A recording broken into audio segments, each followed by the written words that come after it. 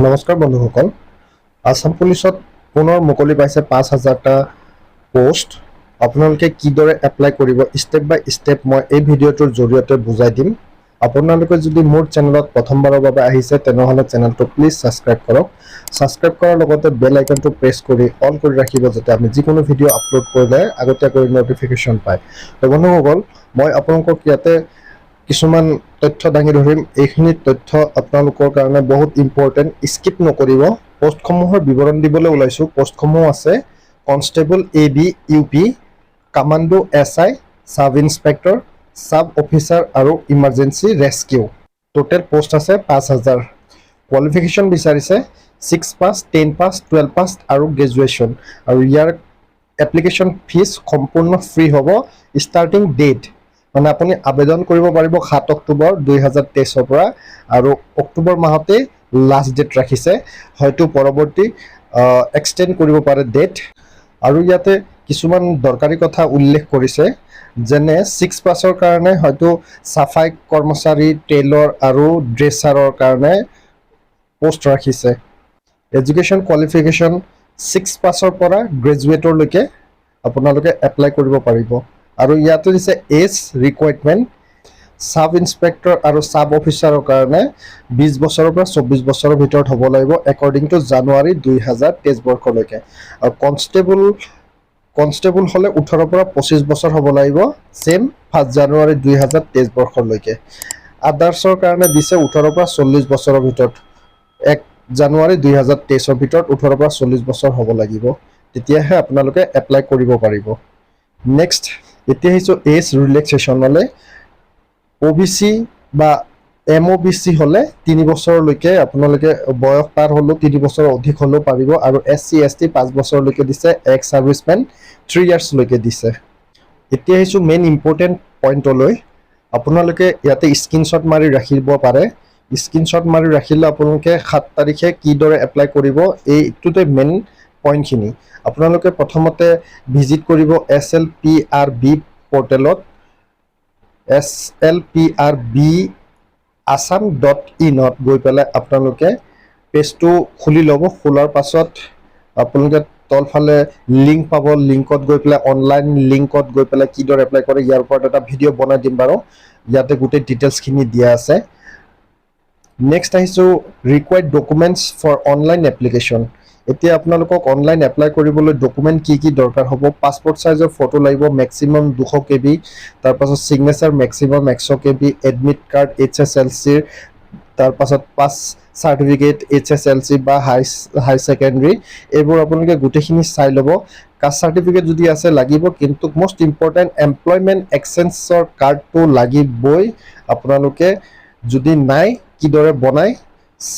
ল'ব পাৰিব তাৰপিছত ইম্পৰ্টেন্ট ডেটস টু ৰিমেম্বাৰ আপোনালোকৰ গুৰুত্বপূৰ্ণ তাৰিখটো মনত ৰাখিবলগীয়া হৈছে 7 অক্টোবৰৰ পৰা পোৰ্টেলটো মুকলি কৰিব আপোনালোকে অনলাইন যোগে এপ্লাই কৰিব পাৰিব আৰু লাষ্ট ডেটটো অক্টোবৰৰ মাহলৈকে ৰাখিছে এইখিনি কথা ইম্পৰ্টেন্ট বুজি ল'ব দেই যদি আপোনালোকে জেনাৰেল ক্যাটেগৰীৰ পৰা বিলংছ কৰে তেতিয়া হলে আপোনাৰ হাইট যদি 162.56 সেন্টিমিটাৰ পুৰুষৰ ক্ষেত্ৰত আছে তেতিয়া হলে এপ্লাই কৰিব আৰু জেনাৰেলৰ মহিলাৰ ক্ষেত্ৰত হাইটটো হ'ব লাগিব 154.94 সেন্টিমিটাৰ আৰু এসটি মেলৰ ক্ষেত্ৰত 160.2 সেন্টিমিটাৰ আৰু এসটি ফিমেলৰ ক্ষেত্ৰত 152.40 সেন্টিমিটাৰ এইখিনি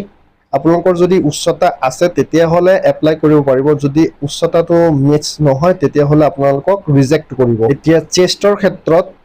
মানে আপোনাৰ বুকুৰ ক্ষেত্ৰত চেষ্ট হ'ব লাগিব জেনাৰেলৰ 80 সেন্টিমিটাৰ একদম কমৰ ভিতৰত আৰু ওপৰত হলো কোনো চিন্তা নাই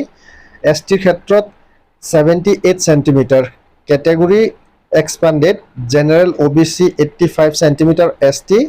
83 সেন্টিমিটাৰ মহিলাৰ ক্ষেত্ৰত চেষ্টৰ কোনো দৰকাৰ নাই আপোনালোকে এপ্লাই কৰাৰ পাছত সৰ্বপ্ৰথম কিন্তু আপোনালোকৰ ফিজিক্যাল টেষ্টখিনি পাস কৰিব লাগিব PET আৰু PST টেষ্ট এইখিনি পাস কৰাৰ পাছতহে আপোনালোকে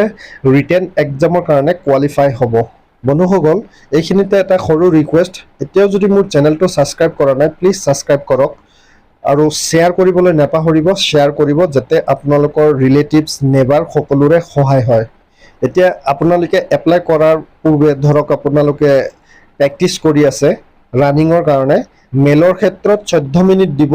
3200 মিটাৰ, ফিমেলৰ ক্ষেত্ৰত অৰ্থাৎ লেডিছৰ ক্ষেত্ৰত 8 মিনিট ফৰ 1600 মিটাৰ। তো আপোনালোকে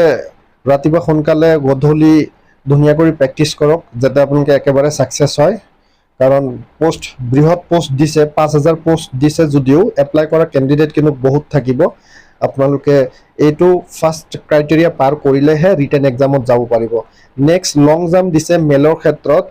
335 চেণ্টিমিটাৰ উইথ 3 চান্সেছ, মানে 3টা চান্স দিব, 3টা চান্সৰ ভিতৰত 335 চেণ্টিমিটাৰ জঁপিয়াব লাগিব। আৰু ফিমেলৰ ক্ষেত্ৰত দিছে 244